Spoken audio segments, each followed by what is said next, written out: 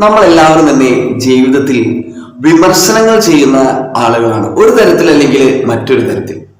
എന്തുകൊണ്ടാണ് ഈ വിമർശനങ്ങൾ നമ്മുടെ ഉള്ളിൽ കടന്നു വരുന്നത്? ഇപ്പോ വിമർശിക്കുന്നത് കൊണ്ടൊക്കെ സമൂഹത്തിൽ തള്ളപ്പെടുന്ന വ്യക്തികളുണ്ട്. അയാൾ എപ്പോഴും വിമർശകനാണ് എന്നൊക്കെ പറഞ്ഞ്.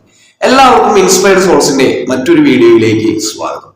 അപ്പോ വിമർശനം കൊണ്ടുണ്ടാകുന്ന പ്രശ്നങ്ങൾ എന്തൊക്കെയാണ്, അല്ലെങ്കിൽ എന്താണ് ഈ വിമർശനം?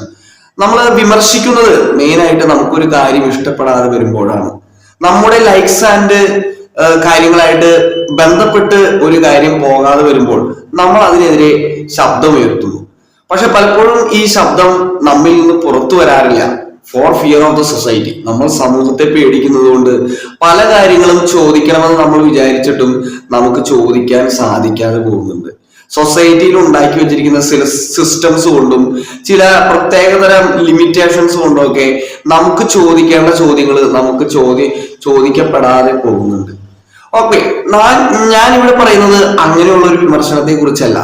ഇവിടെ ഞാൻ പറയാൻ ആഗ്രഹിക്കുന്നത് സെൽഫ് ക്വസ്റ്റ്യനിങ്ങിനെ കുറിച്ചാണ്. എന്താണ് സെൽഫ് ക്വസ്റ്റ്യനിങ്? ഇവിടെ നമ്മളെ തന്നെ വിമർശിക്കുകയാണ്. നമ്മളോട് തന്നെ ചോദ്യം ചോദിക്കുകയാണ്. എങ്ങനെ എന്നോട് തന്നെ ചോദ്യം ചോദിക്കാം?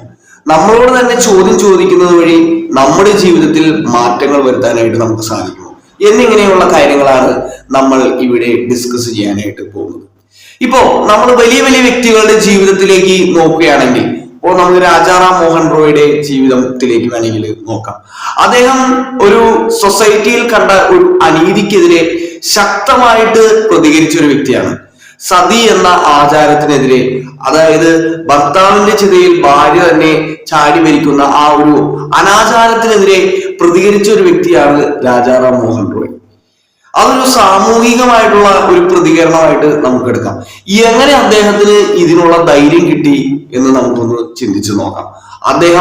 അദ്ദേഹത്തെ തന്നെ ചോദ്യം ചെയ്തു എന്നുള്ളതാണ് ഇവിടെ വളരെ പ്രസക്തമായിട്ടുള്ള ഒരു കാര്യം.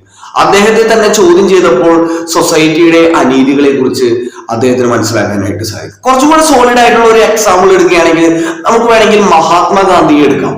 മഹാത്മാഗാന്ധി എന്ന വ്യക്തി എങ്ങനെയാണ് സ്വാതന്ത്ര്യ സമരത്തിലേക്ക് ഇത്ര വലിയ ഒരു ഇഫക്റ്റ് ആയിട്ട് മാറിയത് എന്ന് നമ്മൾ ചിന്തിക്കുകയാണെങ്കിൽ അദ്ദേഹം ഉപയോഗിച്ചതും ഇത് തന്നെയാണ്.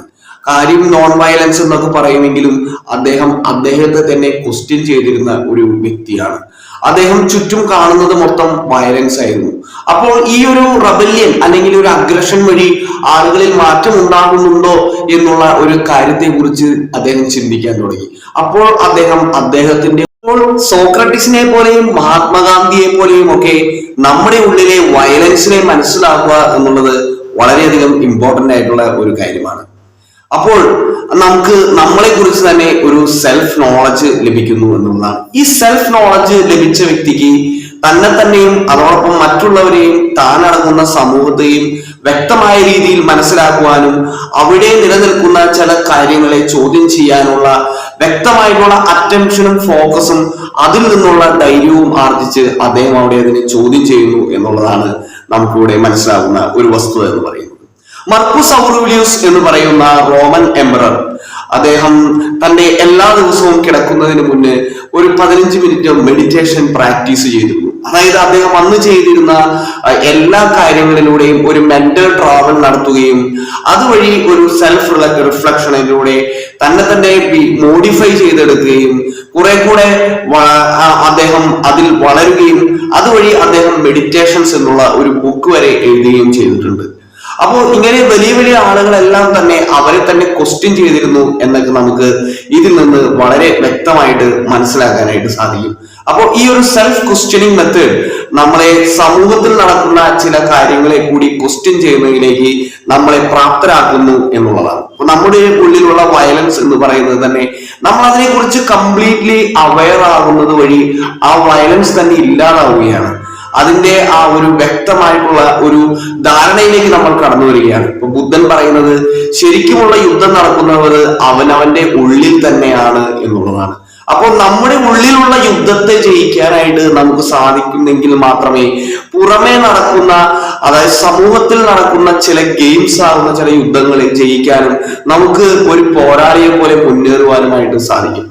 സാധിക്കുകയുള്ളൂ. അതുപോലെ തന്നെ കിങ് അശോക കലിംഗ വാറിന് ശേഷം അദ്ദേഹം മനസ്സിലാക്കുകയാണ്, പുറമേ നടക്കുന്ന ഈ യുദ്ധങ്ങളല്ല, ഇതിലൂടെ ഞാൻ ഒരു ഫൂളായിട്ട് മാറുകയാണ്, മറിച്ച് എന്നെ തന്നെ തോൽപ്പിക്കുന്നതിലൂടെയാണ് ഞാൻ ലോകത്തെയും മനുഷ്യരെയും നേടുന്നതും വിജയിക്കുന്നതും എന്നൊക്കെ അദ്ദേഹം മനസ്സിലാക്കുന്നുണ്ട്.